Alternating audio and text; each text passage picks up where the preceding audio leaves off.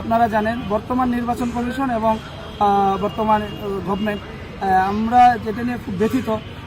হাইকোর্টে একটি রিট করা হয়েছিল, আপনার জানেন দ্বৈত নাগরিক ইস্যুতে শেরপুর জেলা রিটার্নিং কর্মকর্তা আমার প্রতিযোগী ইঞ্জিনিয়ার ফাহিম চৌধুরী ভাইয়ের মনোনয়নপত্রটি অবৈধ ঘোষণা করে ঠিক নির্বাচন কমিশনে একাধিক শুনানি মানে একদিন পর পিছিয়ে এটাকে একদম শেষ দিন পর্যন্ত নিয়ে সেটাকে একটি দল মত সৃষ্টি করে সেখানে দ্বৈত নাগরিকের ইস্যুটা তারা ধামাচাপা দিয়ে তারা সেখানে নির্বাচন কমিশন থেকে বৈধতা নিয়ে আসে।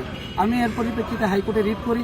রিটের পরিপ্রেক্ষিতে আজকে যে হাইকোর্টে আপিল বিভাগে এটা রায় হওয়ার কথা ছিল, এখানে আমি পুরোপুরি নির্বাচন কমিশনকে ভালো নির্বাচন, সুস্থ নির্বাচন কমিশন এবং নিরপেক্ষ নির্বাচন কমিশন আমি বলতে পারছি না। তারা সেখানে আবেদন করেছে যে আমরা ব্যালট পেপার ছাপিয়ে ফেলেছি, এখন আমাদের পক্ষে নতুন করে ব্যালট পেপার ছাপানো সম্ভব না। এর পরিপ্রেক্ষিতে এই রায়টি আমরা আগামী 28/4/2026 আবার রায় দিবে। উনি যদি সংসদ সদস্য হয়েও যান তার পরেও সে সময় রায়ের পরিপ্রেক্ষিতে বাতিল কিংবা মানে বৈধ থাকা সেটা নির্ভর করবে। কিন্তু আমি যেটা উদ্বেগ প্রকাশ করছি, বাংলাদেশের গঠনতন্ত্র সংবিধান যেটাকে অবৈধ করেছে সেটাকে মহামান্য হাইকোর্ট আপিল বিভাগ এটাকে সম্মান জানিয়ে অবশ্যই ওনার রায়টি আজকে ঘোষণা করলে আমি নিরপেক্ষ একটি নির্বাচন কমিশন এবং প্রশাসনের নিরপেক্ষতা আমি সেখানে প্রমাণ পেতাম।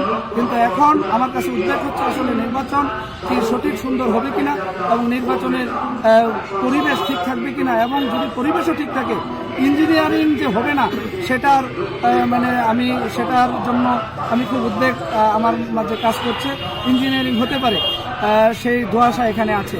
তাই আমি জনগণকে এবং প্রশাসন এবং দেশের সর্বোচ্চ নাগরিক যারা রয়েছে তাদের প্রতি উদাত্ত আহ্বান জানাবো, বাংলাদেশের লেভেল প্লেইং ফিল্ড নিশ্চিত করে নির্বাচনটা করা আমাদের জনগণের দাবি।